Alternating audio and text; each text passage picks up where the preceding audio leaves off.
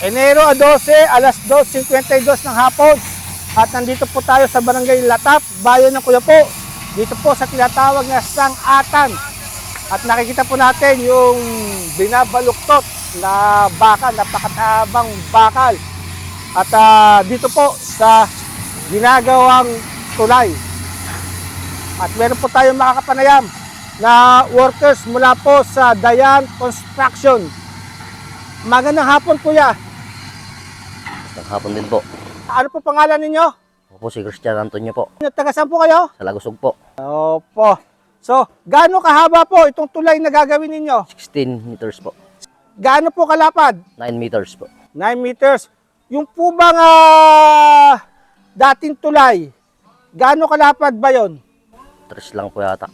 Anong klase po ba yung dating tulay? Release po. Ariles. Tapos Opo. So, itong gagawin po natin tulay, konkreto po ba? opo, konkreto po. Opo. So, magtatayo po ba kayo ng poste? Opo, kabilaan po yan. Meron din po bang ilalagay na wing wall? Meron pa po. Kailan po ninyo sinimulan itong construction? December po. Ano ito na December lang? Opo. Okay. Maraming salamat, kuya. Opo, maraming din po.